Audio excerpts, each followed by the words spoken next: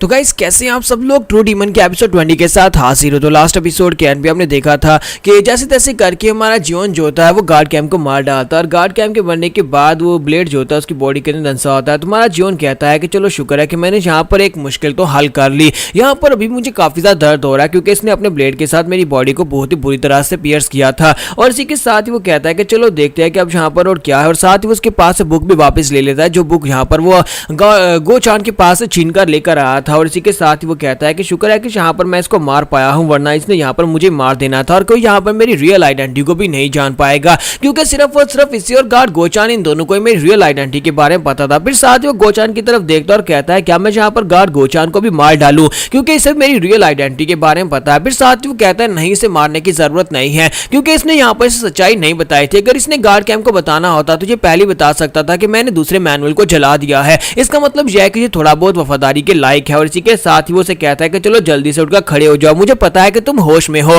तो गार्ड गोचान जल्दी से उठकर बैठ जाता और कहता है जी सर मैं उठ गया। तो फिर साथ ही उसे कहता है कि तुम्हें कैसे पता चला कि मैं यहाँ पर होश में हूँ। तुम्हारा जीवन उसे कहता है कि जब जब हम लोग यहाँ पर फाइट कर रहे थे मैं तुम्हारी तरफ देख रहा था कि तुम्हारी बॉडी अपने आप यहाँ पर से सरक रही थी। कम से कम एक्टिंग तो अच्छी कर ही सकते थे। अगर तुम यहाँ पर बेहोश होने की एक्टिंग कर रहे हो तो कम से कम यहाँ पर से नीचे से सड़क कर साइड के ऊपर तो ना हो। तुम्हें कहीं डर था कि कहीं हम लोग तुम्हारे पर पाँव ना रख दें, इसी वजह से तुम सड़क कर साइड के ऊपर हो रहे थे। तो वो कहता है इसका मतलब यह है कि आपने मुझे पहले पकड़ लिया। फिर साथ ही हमारा जीवन उसे कहता है मुझे लगता है कि तुम्हें यहाँ पर सीक्रेट्स रखना आते हैं, इसी वजह से मैं तुम्हें जिंदा छोड़ देता हूँ, इसी वजह से अब तुम मुझे काफी पसंद आने लगे हो। तो गोचान उसे कहता है कि सर आपका बहुत बहुत शुक्रिया। और इसी के साथ ही हमारा जीवन उसे कहता है कि अब जल्दी से जाओ, जाकर अपना मिशन पूरा करो। अगर कोई क्लोज है तो उसे यहाँ पर अंदर मत आने देना, किसी को भी अंदर मत आने देना। मैं गार्ड काम की बॉडी को यहाँ पर खुद ही ठिकाने लगाता हूँ। वो कहता है जी सर, वो बाहर चला जाता है। और उसके बाद हमारा जीवन जो होता है वो कहता है कि चलो अब यहाँ पर इसकी बॉडी के अंदर से इसकी स्पिरिचुअल एनर्जी को ले लेते हैं। और इसी के साथ ही मरे हुए गार्ड कैंप की बॉडी के ऊपर वह हाथ रखता है और साथ ही शैटरिंग टेक्निक को यूज करते हुए उसकी बॉडी के अंदर से एनर्जी को एब्जॉर्ब करना स्टार्ट करता है। तुम्हारा जीवन कहता है कि मुझे महसूस हो रहा है मेरी बॉडी के अंदर एनर्जी आ रही है, लेकिन मुझे वो कोल्ड ऑमनियस एनर्जी अभी भी यहाँ पर बिल्कुल महसूस नहीं हो रही कि वो यहाँ पर मेरी बॉडी के अंदर क्या कर रही है। हमारे जीवन को वहां पर वो ब्लैक कलर की एनर्जी भी महसूस हो रही होती है जो कि यहाँ पर गार्ड कैंप की बॉडी के अंदर से निकल रही होती है। तो जीवन कहता है कि मुझे लगता है कि वो डेथ की है जो कि यहाँ पर मरे हुए लोगों की बॉडी के अंदर से निकलती है, या फिर जब लोगों को मारा जाता है तब वो ब्लैक कलर की एनर्जी निकलती है और वो सारी की सारी डेथ की को वहां पर एब्जॉर्ब करना शुरू कर देता है। जीवन कहता है कि मैं यहाँ पर महसूस कर रहा हूँ, मुझे यहाँ पर वैसी ही सेम फीलिंग आ रही है जैसे मैंने पहली बार यहाँ पर एनर्जी की एनर्जी को अपनी बॉडी के अंदर एब्जॉर्ब करते हुए महसूस की थी। और इसी के साथ ही वो उस की एनर्जी को एब्जॉर्ब करना शुरू करता है और कहता है कि मैं यहाँ पर क्या करूँ, अगर मुझे यहाँ पर और ज्यादा की एनर्जी चाहिए ताकि मैं अपनी कोर बना सकूँ तो क्या मुझे यहाँ पर लोगों को मारते रहना होगा, क्या मैं और बहुत सारे लोगों को मार डालूं तब जाकर मैं उनकी एनर्जी को एब्जॉर्ब करके अपने आप को स्ट्रॉन्ग बना सकता हूँ। फिर साथ ही वहां पर दिखाते हैं कि ब्लू स्पिरिट भी वहां पर से बाहर निकलती है और उसे कहती है कि इवल मॉन्क, मुझे लगता है कि तुम यहाँ पर इस लड़के को देख रहे हो कि ये लड़का किस तरह से यहाँ पर डेथ एनर्जी को कंट्रोल कर रहा है, इसी वजह से यहाँ पर तुम्हें भी कंट्रोल कर पाया है क्योंकि तुम्हारी एनर्जी जो है वो डेथ एनर्जी के साथ रिलेटेड है। मुझे लगता है कि ये लड़का बिल्कुल एक मॉन्स्टर की तरह है। और इसी के साथ ही हमारा जीवन जो होता है वो उठकर खड़ा होता है, अपने हाथों की तरफ देखता है, उसके अंदर से बहुत सारी डेथ एनर्जी निकल रही होती है।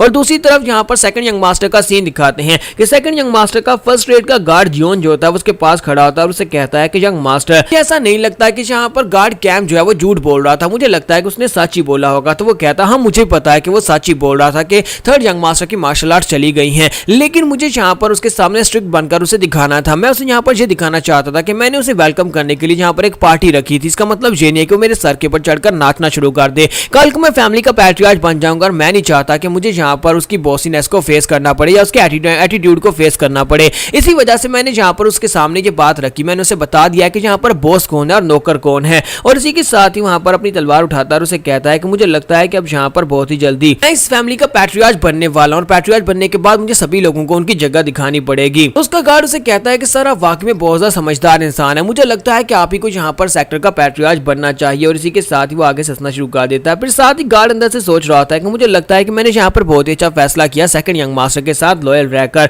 और मुझे लगता है कि यही यहाँ पर फैमिली का नया पैट्रियार्च बनने वाला है क्योंकि यहाँ पर काफी समझदार भी है। और इसी के साथ दरवाजा खुलता है, गार्ड भागता हुआ अंदर आता है और कहता है कि सर एक प्रॉब्लम हो गई है। सेकंड यंग मास्टर से कहता है कि अब बताओ कि अब क्या हो गया। तो वो कहता है सर गार्ड कैंप ये गार्ड कैंप के बारे में है। तो वो कहता है गार्ड कैंप का क्या उसने यहाँ पर क्या किया। तो वो कहता है सर गार्ड कैंप ने वहां पर जाकर थर्ड यंग मास्टर को मारने की कोशिश की, थर्ड यंग मास्टर के पैलेस में जाकर उसे मारने की कोशिश की। तो ये बात सुनने के बाद दोनों ही काफी ज्यादा हैरान होते हैं। सेकंड यंग मास्टर कहता है कि गार्ड कैंप तो मेरी उम्मीद से भी ज्यादा बेवकूफ निकला, मैंने कहा था कि उसके पास से जाकर सीक्रेट मैनुअल्स लेकर आए या फिर उसे जाकर पता करे कि मेरा स्पेशल गार्ड कहां पर चला गया, चो इल संग कहां पर चला गया, लेकिन उसने जाकर उसे मारने की कोशिश कर दी। तो कुछ ज्यादा बेवकूफी वाला फैसला हुआ। लेकिन वो गार्ड उनसे कहता है कि सर मेरी बात तो पूरी सुन ली, असल में यहाँ पर ये नहीं हुआ। असल में हुआ यह है कि उसने जाकर उसे मारने की कोशिश की, लेकिन उसके पास से गार्ड कैंप का कुछ अता पता नहीं है। लेकिन थर्ड यंग मास्टर ने यहाँ पर सभी के सामने अनाउंस किया है कि सेकंड यंग मास्टर ने गार्ड कैंप को यहाँ पर थर्ड यंग मास्टर को मरवाने के लिए भेजा था। ये सारे का सारा इल्जाम इस वक्त आपके पर लग चुका है और सभी लोग यहाँ पर आपको ही कल्प्रेट समझ रहे हैं। ये बात सुनने के बाद वो बहुत ज्यादा गुस्सा हो जाता है। सेकंड यंग मास्टर अपनी तलवार उठाता है और कहता है कि उस कमीने की इतनी हिम्मत, उसने मेरे पर इल्जाम लगा दिया।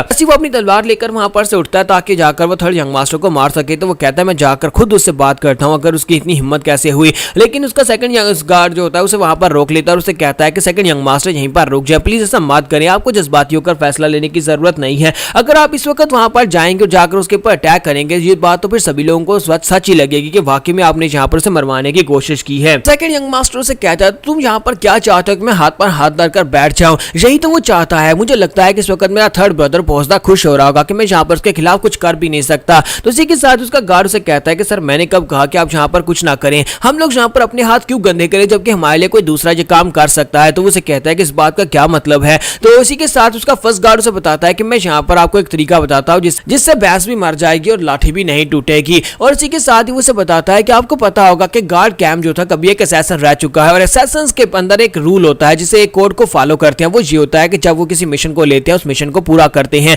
हमें बस जाकर उनकी असैसन ऑर्गेनाइजेशन से बात करनी होगी, उनको बताना होगा कि उनका असैसन जो है वो एक मिशन में फेल हो गया। अब जबकि उनका असैसन एक मिशन में फेल हो गया, इसका मतलब यह है कि उनकी रेपुटेशन का सवाल है। वो जब किसी बंदे को मारने की ठान लेते हैं तो उसे मार कर ही रहते हैं, चाहे उन्हें यहाँ पर कितने सैक्रिफाइसेस क्यों ना देने पड़े। हालांकि गार्ड कैंप रिटायर हो चुका था, लेकिन फिर भी यहाँ पर असैसिन जो है वो रूल्स को फॉलो करते हैं और उसकी जगह के ऊपर अगर हम जाकर उनसे कहें कि थर्ड यंग मास्टर ने उनके असैसिन को मार दिया है तो वो लोग इस मिशन को कंटिन्यू करेंगे और इस मिशन को पूरा करने के लिए जरूर आएंगे। मैं जाकर उनसे बात करूंगा। यहाँ पर असैसिन्स की एक बहुत ही स्पेशल टुकड़ी रहती है, यहाँ पर हमारे सिटी के अंदर रहती है और उनसे जाकर मैं बात करने वाला। उन्हें फ्लाइंग असैसिन सेक्टर कहते हैं। फ्लाइंग असैसिन सेक्टर के लोगों से जाकर थर्ड यंग मास्टर को मारने की बात करूंगा। तो ये बात सुनने के बाद सेकंड यंग मास्टर से कहता है ये बहुत ही अच्छी बात है, ठीक है जाओ जाकर उनसे बात करो, ये बहुत ही अच्छा रहेगा अगर वो यहाँ पर मेरे थर्ड ब्रदर को मार डालते हैं।